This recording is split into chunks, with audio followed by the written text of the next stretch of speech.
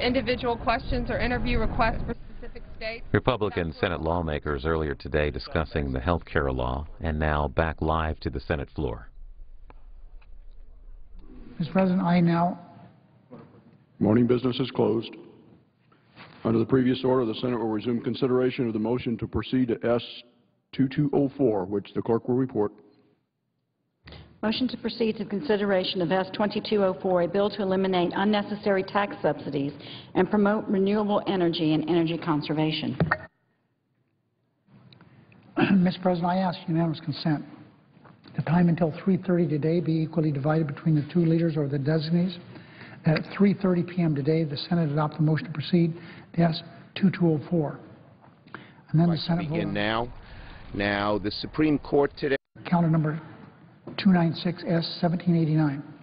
Without objection, so ordered.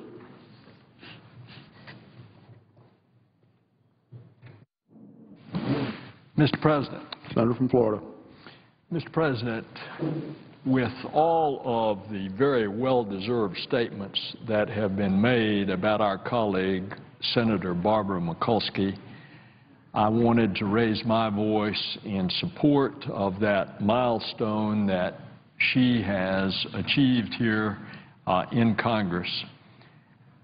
A personal word I want to add, and that is that she has been so supportive and such a leader in our nation's space program.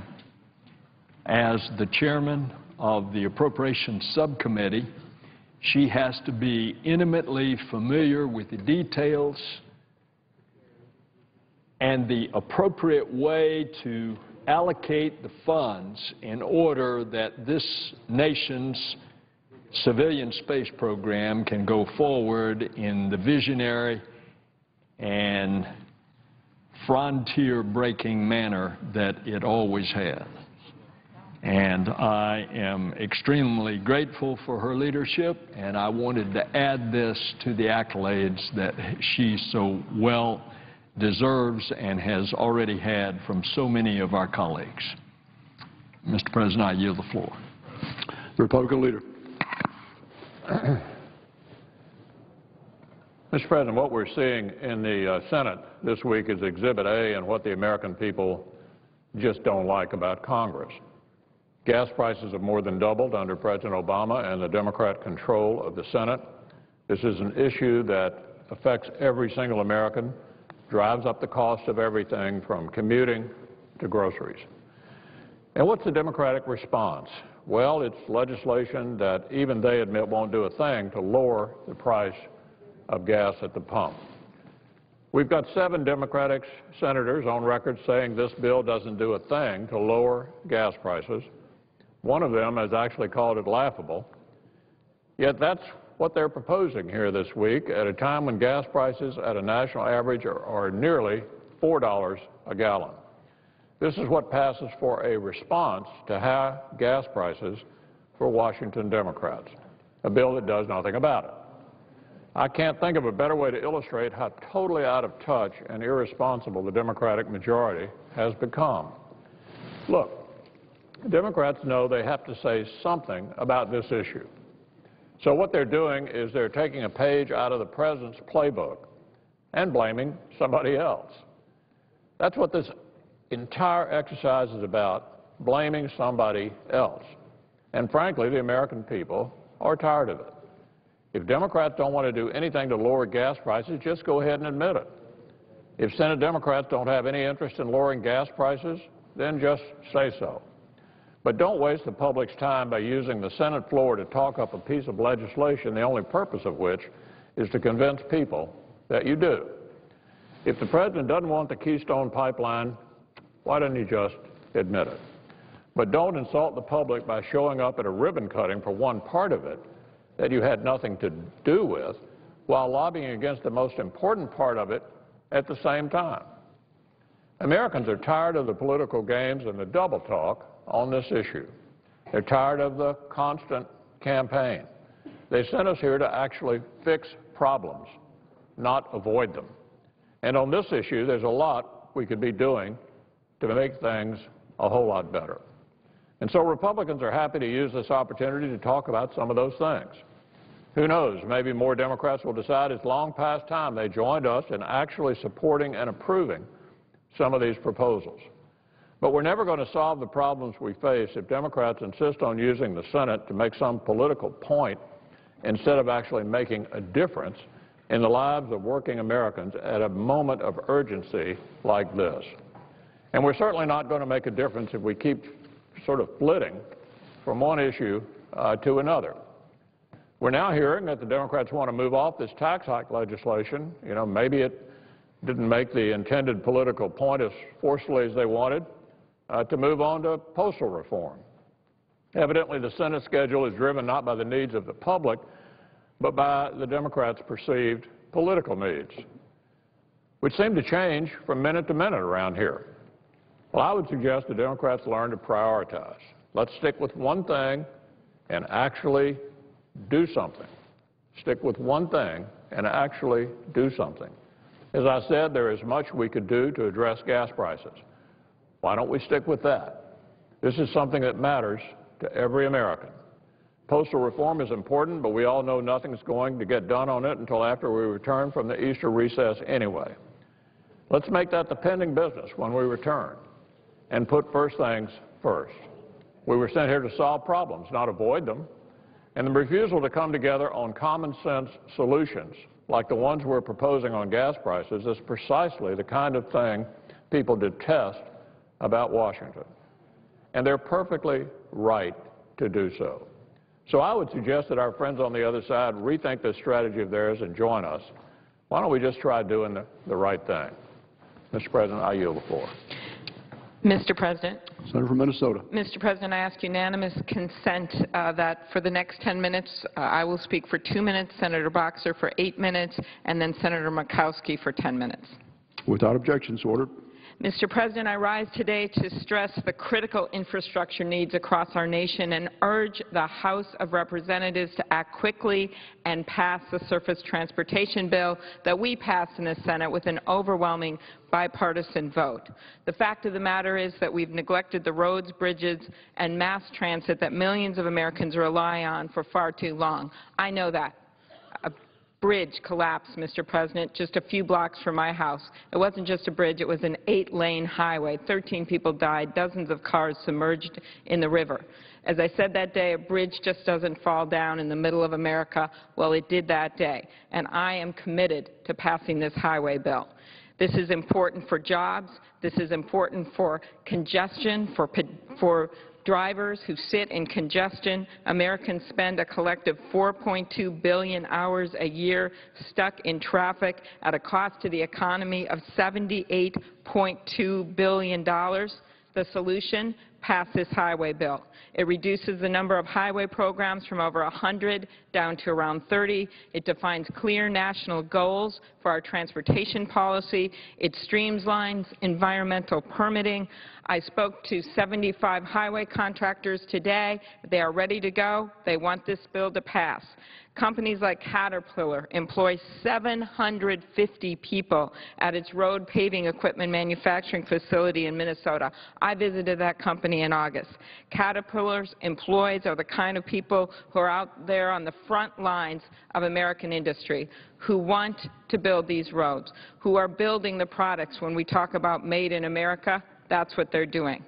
I would also say, Mr. President, with the short construction season for states like Minnesota, my friend from California may not quite have the situation, but for winter states that have a short construction season, we cannot delay on this highway bill. We cannot stop these construction projects in their tracks. We cannot stop these jobs in these tracks. It is time to pass the Senate highway bill. Bipartisan support. 74 out of 100 senators voted for that bill. I ask the House of Representatives to quickly pass this bill, to get this done without delay. It means jobs, it means safety, and it means a future for America. Thank you, Mr. President. I yield the floor. President. Senator from California. I want to thank my friend from Minnesota. I want to say to her that her leadership when she was on the Environment and Public Works Committee was amazing. We miss her leadership there. but she's working so hard on other committees, but she still carries in her heart the great understanding that if anything is bipartisan around here, it's the highway bill, it's the transportation programs. We proved it here. Well, I want to talk a little bit about, so I thank her. I want to talk a little bit about big oil and this crying about big oil by my Republican friends here. And then I'm going to segue to the battle to pass a transportation bill and the 3 million jobs that hang in the balance.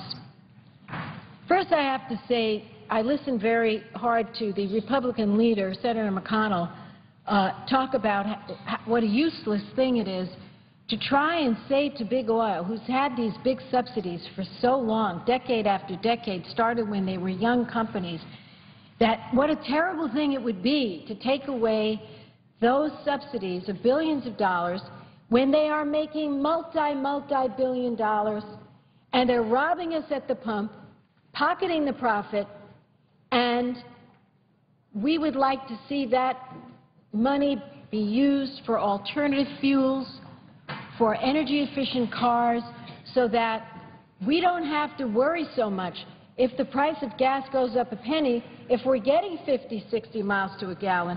I can tell you I drive a hybrid car, and I can tell you that I don't visit the gas station that often because we get about 50 miles to the gallon, so the shocks that come with the increase in gas are a little bit muted.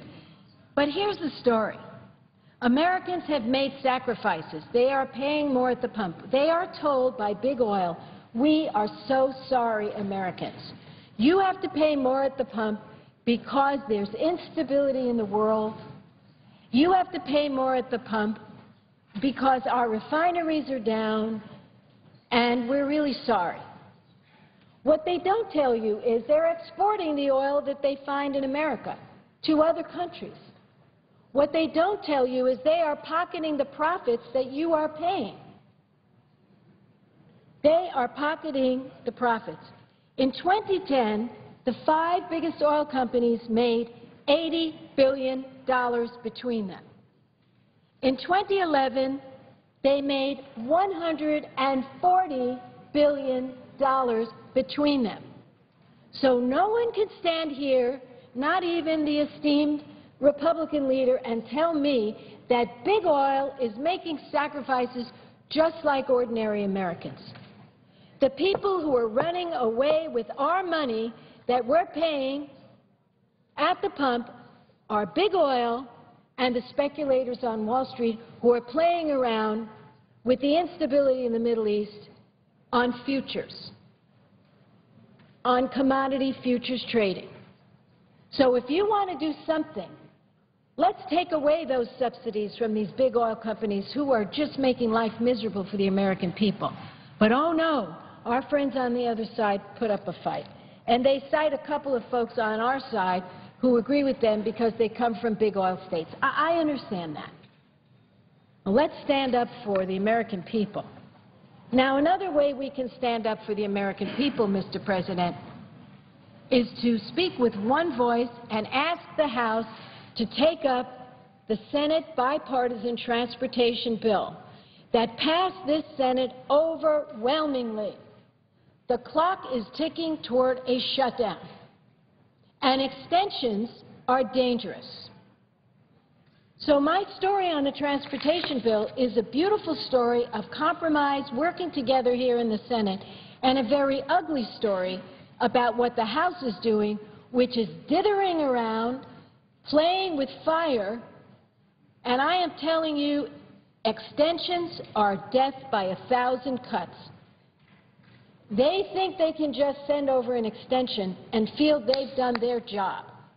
Well, let me tell you what we found out today from the American Association of State Highway and Transportation Officials, known as AASHTO. These are folks who are on the ground in our states.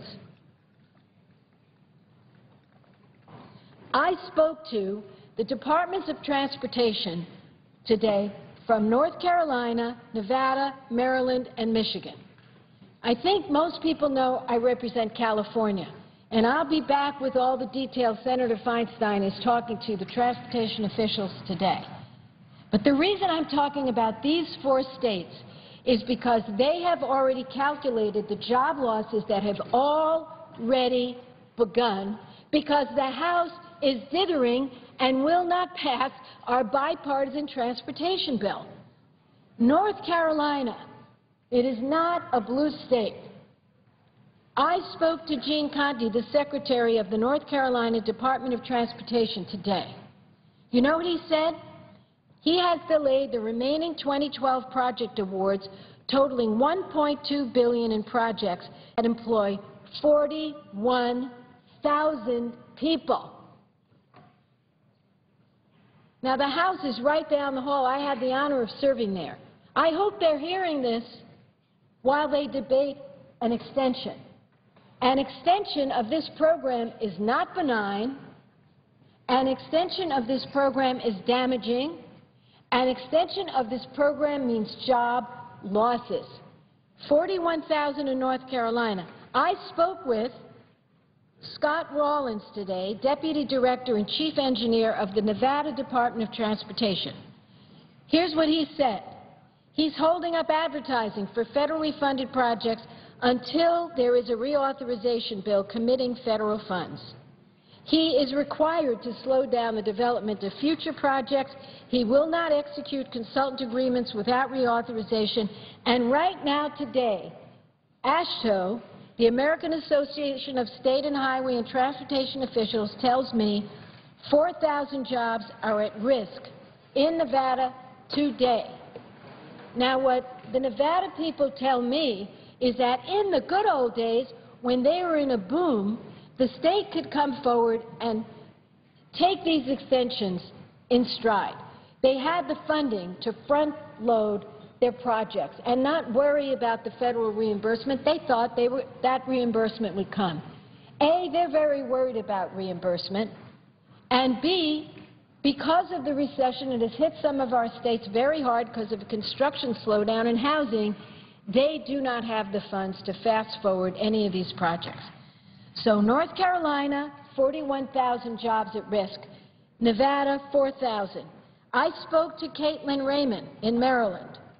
She talked about the uncertainty, and she went into 4 or 5 different things she's trying to do now she cannot do because the House is dithering, and they won't take up the bipartisan Senate bill and pass it. 4,000 jobs are at risk in Maryland because projects are being delayed. Michigan, I spoke to the director in Michigan, Kirk Steidel. He says several large construction The senator has consumed 8 minutes. For just 30 seconds, and I'll turn it right over to my friend. Without objection. Thank you. Michigan, same story, 3,500 jobs. So I am saying to the House today, and I encourage my colleagues, I know the senator from New Hampshire is here, she's going to speak a little bit later about this. Come to the floor with the stories about your states. These extensions are dangerous. They will lose jobs. Tell the House to pass the bipartisan Senate bill, and I yield the floor. Mr. President. Senator from Alaska. Thank you, Mr. President. A lot of good discussion on the floor today. I will join with my colleague from California in urging that the House also move on the transportation bill, but that's not why I'm rising here this afternoon. I would like to speak on the legislation that is before us. This is the Menendez proposal to raise taxes on American energy companies and I think inevitably prices to American consumers. It has been described as something else, but I would suggest to you that any effort to increase the taxes on the energy companies that are providing a resource to us is nothing more than a tax on our energy companies. And as we tax those energy companies, it's sure not going to make them produce things that are more affordable, more abundant. In fact, it will have the resulting effect to impact negatively prices to American consumers. This legislation that we've got before us, this is not a new idea. This is something that we have seen before. I think the numerous times that we have rejected it leads me to the conclusion that it still remains a bad idea. It's a messaging bill that has failed over and over and over, and I think it deserves to see that same fate again. This very Congress, just a little less than a year ago, rejected the same tax hikes.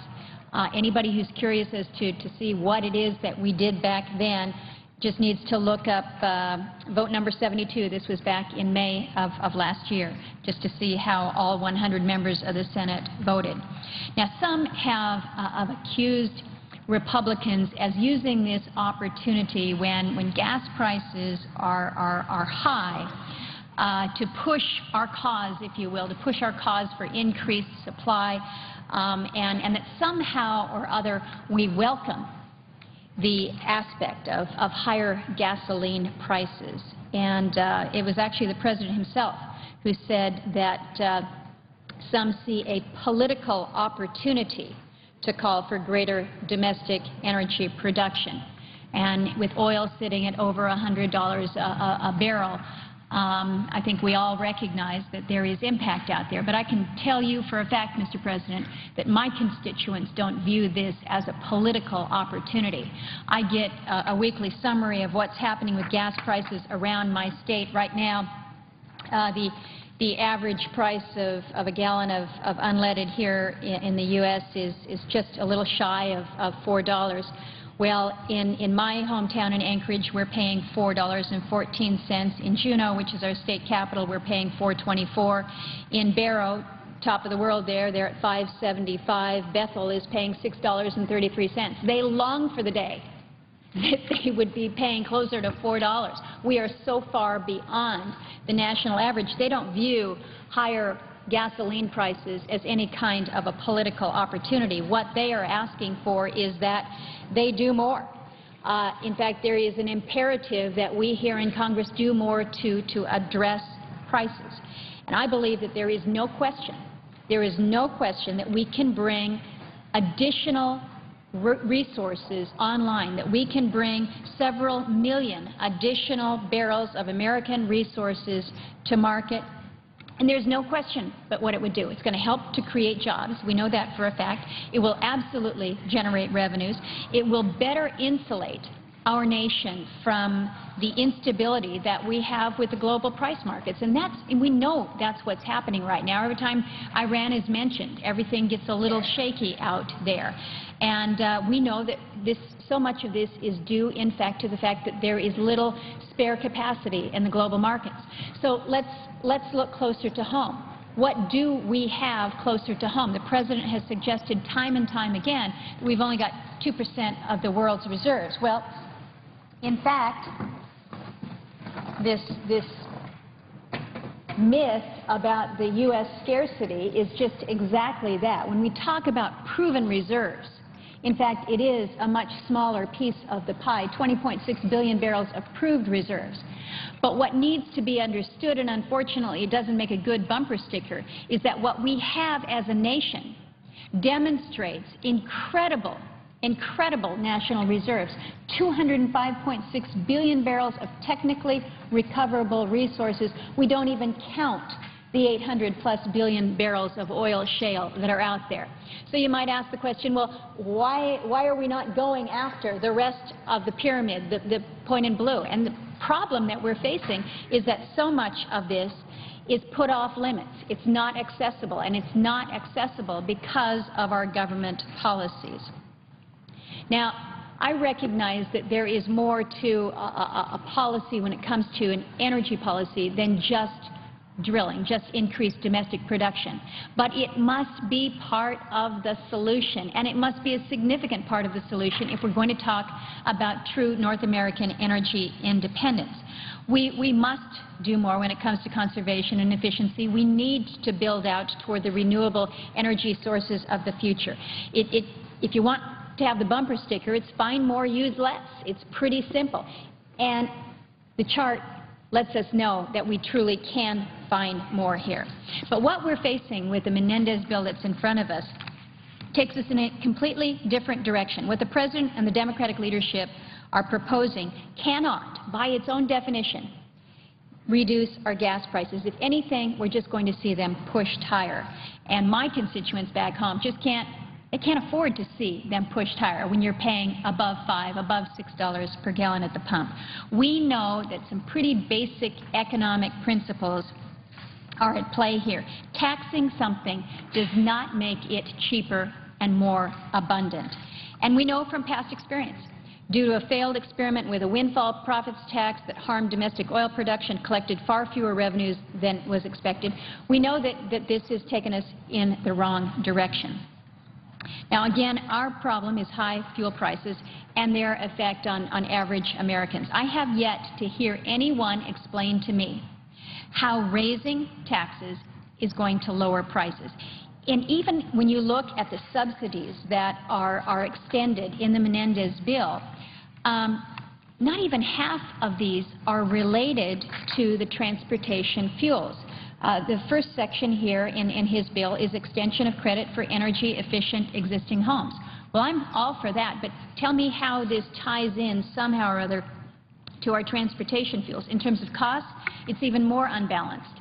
So I'm left at a loss here to understand how permanent tax increases for oil and gas producers in exchange for another year of subsidies for efficiency and renewable energy is going to make any kind of a reasonable or meaningful difference. It kind of says to the American people, well, that $4 that you're paying at the pump, too bad about that, but how about a government-subsidized dishwasher? That just doesn't work. Now, some will also come here to argue that increasing taxes will have no effect on production. And in response to that, I'd like to submit two news stories from last week for the record. These are news stories. These aren't editorials. One is from Platts Energy. The other is from the Wall Street Journal. And both detail an announcement from the British government that it is going to reverse its own taxes on the oil companies. Last year, England decided to do essentially what is being proposed here with the Menendez bill. They were responding to high oil prices, and so what they did is they moved to increase taxes on the industry. Well, the result, Mr. President, is not going to come as a surprise. When the government made it less economical to produce oil by hiking their tax rates, companies stopped producing and they were making their investments elsewhere. In the year since Great Britain imposed its tax hikes, its production decline has tripled from 6% to 18%. Now, let me just repeat that. In the year since Great Britain imposed tax increases on oil producers, production declines accelerated from 6% a year to 18% a year. And now Britain is in process of doing absolutely an about-face. They're likely going to offer $5.5 billion in tax relief to the oil companies to try to bring the production back. Now, I'm sure that some here would refer to that tax cut as a subsidy and ignore the inconvenient fact that higher tax levels lead to lower production.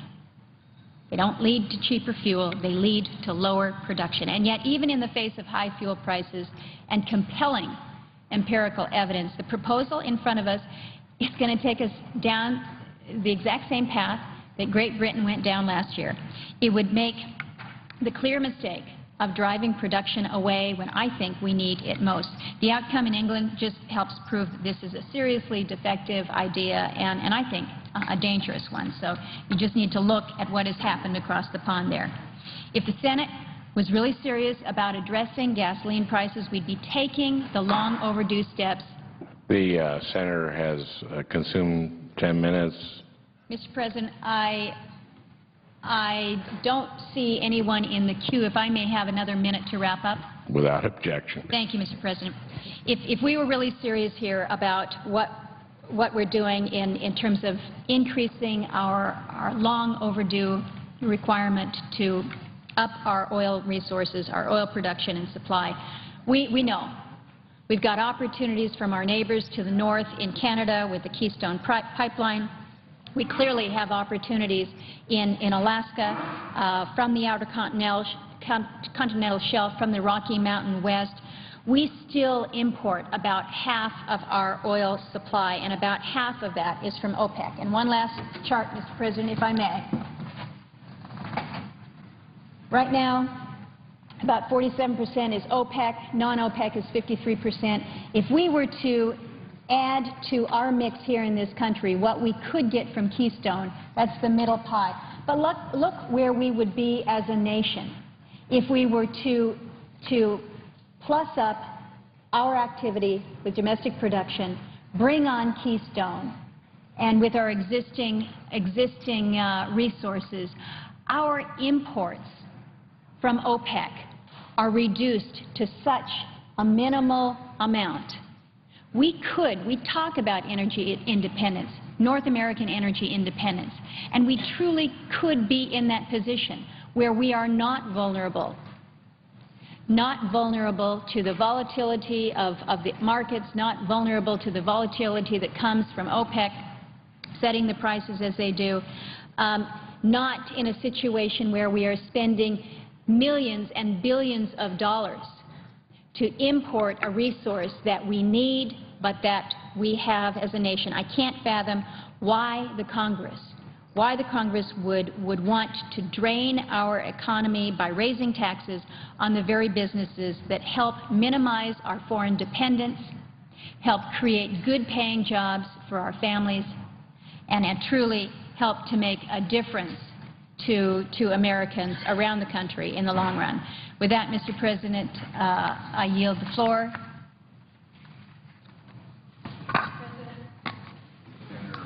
California. Mr. President, I'm going to yield in just 2 minutes because I know Senator Sanders is here. I really feel I need to respond because it's very important to note that President Obama, under his leadership, for decades we haven't drilled as much as we've drilled now. We have more wells pumping than at any time in recent memory. And I think it's a really important point. Of course we're not going to drill off the coast of some of our precious areas because we have to support fishing industry, we have to support recreation industry, tourist industry. But all this argument about drill, baby, drill, and we'll solve everything doesn't work because you threaten jobs when you go to certain areas that are pristine and a very important source of economic income for our states. Plus, if you ask my colleagues on the other side, they will not support keeping the oil here in America. They will not. And we are exporting more oil than we ever had before. So this thing gets very interesting when you really look at it. And still in all, the big oil companies, as we all make our sacrifices at the pump, they're bringing in record profits. And they ask us to make sacrifices because there's instability in the world, but they're pocketing those increases. And yet our Republican friends cry bitter tears because we want to suggest that subsidies they got decades ago should keep on undisturbed, billions of dollars, when we would like to see those funds go into making it easier for America's families to be able to buy more fuel-efficient cars, to be able to find alternative fuels, et cetera, et cetera. When I come back to the floor after this discussion on postal reform, I'm going to talk more about the highway bill. The House is about to vote on a 60-day extension. Let me tell you, that's dangerous. And I hope colleagues over there will not do that because I got to tell you, every day we extend the Highway Trust Fund, every day we extend it for a short period of time, we lose jobs and we need certainty. Thank you, Mr. President, and I'm happy to yield the floor at this time. The senator from Vermont. Mr. President, later this afternoon, actually in a fairly short while, we're going to be voting on whether to proceed with the postal reform bill, and I hope we vote yes. I hope we have a strong bipartisan vote to go forward, and I will tell you why. Mr. President, about 9 or 10 months ago, the Postmaster General came up with a proposal for the Post Office. And in my view, that proposal from the Postmaster General is an unmitigated disaster for our country and especially for rural America. And this is what his original proposal outlined. What he proposed was the shutting down of more than 3,600 mostly rural post offices. And if you live in a rural state like mine, one knows how important rural post offices are, and their function is beyond being just a post office. In many small communities throughout this country, post offices are the center of the town. It's where people come together. It's what develops a sense of community. In some cases, it is what that small rural town is all about. You shut down that rural post office, and in some instances, you are literally shutting down that town. And we should also understand that in the midst of the serious financial problems facing the Postal Service, shutting down 3,600 mostly rural post offices would save the post office 1/4% of their budget. So the original plan, which has since been modified, was shut down 3,600 rural post offices, and I would suggest that whether you are a conservative Republican or a progressive independent, that is not good for your state, not good for America. In addition, the Postmaster General's original proposal talked about shutting down some 220 mail processing facilities all over this country. That's approximately 1/2 of the mail processing plants. And if he did that, that would end overnight delivery standards for first-class mail. Mr. President, at a time when the Postal Service is facing extreme competition from email and the Internet, in my view, the last thing you want to do in this country is to slow down mail service. And I think I speak for many members of the Senate who say that if you move in that direction, make your mail delivery slower, you are beginning the death spiral for the Postal Service. Many businesses, many consumers will be saying, sorry, I'm going to look elsewhere to get my packages, get my mail delivered. Furthermore, the original proposal from the Postmaster General was to shut down Saturday mail delivery and, in the process, reduce the workforce of the Postal Service in the midst of the worst recession since the Great Depression by over 200,000 jobs. Now, what I want to say is that Senators Lieberman, Carper, Senator Collins, Scott Brown, the ranking members of the committee, came together and put together a bill which was significantly better than what the Postmaster General had proposed. No question about it. Some of us felt that the Lieberman, Carper, Collins, Brown bill did not go far enough. And we have been working with the chairman of the committees to try to improve that bill, and I think we have made some success.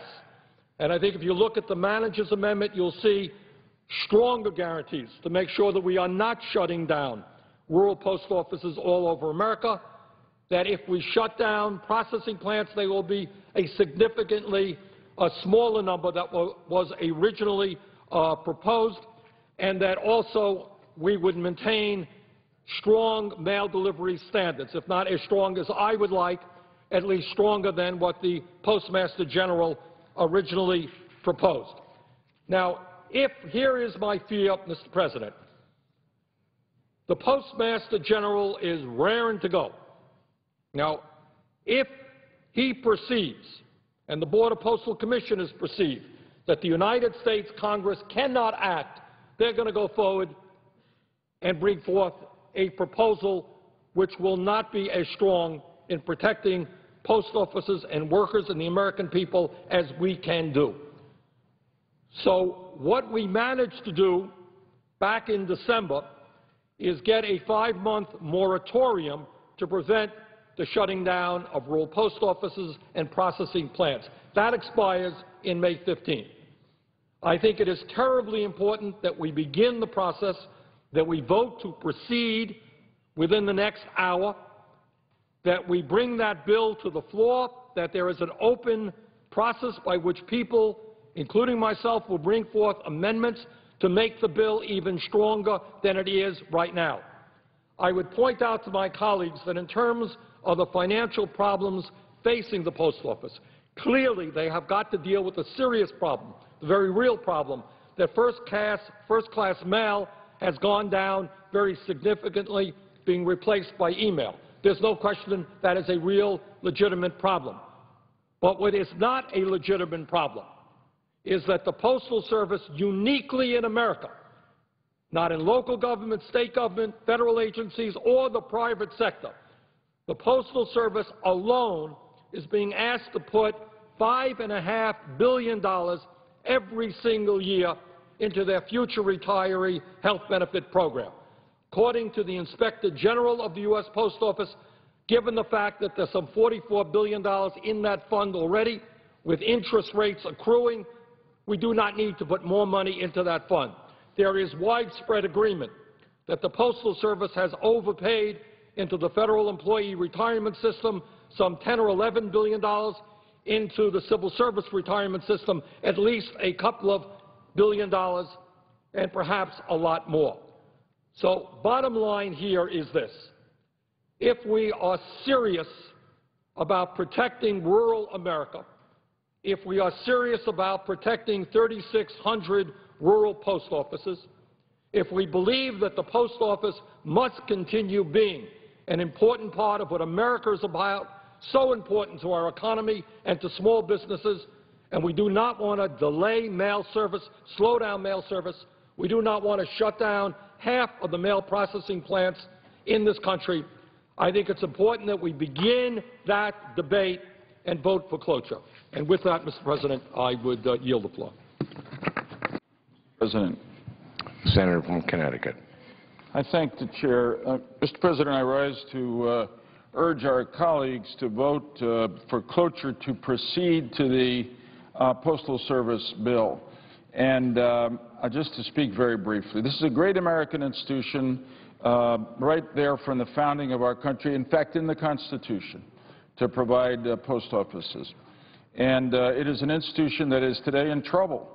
Last year it lost almost $10 billion. Why? Part of it is the economic recession, but the real explanation is that mail volume has dropped 21% in the last 5 years, and mostly that's because people are using the Internet and email instead of traditional mail. And yet, the Postal Service not only itself provides a great service, but it facilitates various sectors of our economy that employ 7 million people, mailers, mail order catalogs, and the like. Our committee, when confronted with this crisis and the statement from the Postmaster General Donahoe that if nothing was done, he would have to begin curtailing operations sometime this year because he would essentially run out of enough money to operate the post office as it is. We tried to get together and work on a balanced program. We reported out a bipartisan bill. Some people said it was too much. Some people said it was too little. We think it was just about right. There's been a lot of dialogue with Senator Sanders and others, people on both sides of the aisle. When we take this up, and I sure hope it's when and not if, because I don't know how we could just turn away from this problem and essentially say to the postmaster, we're not going to provide you any help, you're going to have to handle this, and what he's going to do is close a lot of post offices, in my opinion, close a lot of mail processing facilities, raise prices to the extent he can under existing law. This is a balanced program. It creates some protections for small and rural post offices before they can be closed. It creates new standards of delivery of mail so that the postmaster will, in his wisdom, be able to thin out employment at some of the mail processing facilities, perhaps close some of them, but nowhere near what he wanted to do earlier. Postmaster asked us for authority to go from 6 days of delivery of mail to 5 days delivery of most mail. And we essentially said, you may have to do that, Mr. Postmaster, but don't do it for 2 years. See if the other things we're authorizing you to do enable you to get the post office back in fiscal balance. But if not, after the 2 years, with the process we ordain, they'll have to go to 5 days of delivery. Here's the bottom line. We're trying everything we can to save this great institution. It really isn't a relic. It's a fundamental part of the modern economy, and it has some great resources. First is its presence all over the country, and one of the things we're doing, worked on this with Senator Sanders and others, in the substitute, we will create an advisory commission, a new commission which will be charged with the responsibility of not only reviewing the operations of the post office to make sure it's being managed and run most efficiently, but for looking for a new business model, for new ways to use the great assets of the post office. One, that it's all over the country in the post offices, and two, that no one else can cover the last mile of delivery to everybody's house or business in the country, regardless of where you live, including the iconic boroughs who help deliver the mail in Grand Canyon and the mailmen on snowshoes who deliver it in rural parts of Alaska. Right now, FedEx, UPS, and others use that service of the last mile to complete their delivery to their customers. And we want to see if we can figure out how the post office can make more money so it can stay alive. This is a great American institution which I believe has a great future, but it's not going to have it unless we help. So here we're challenged again. Are we going to fall into ideological rigidity or partisan conflict and let this great institution slide and fall into a deep crisis? Or are we going to work together, as I believe our committee has, to present a bipartisan solution which will guarantee, in a very different time in American history, that the Post Office, the United States Postal Service, can play as vital a role as it has throughout all the rest of our history. I thank the Chair, and I yield the floor. Yes, Mr. President, the absence of a quorum. The clerk will call the roll. Mr. Akaka.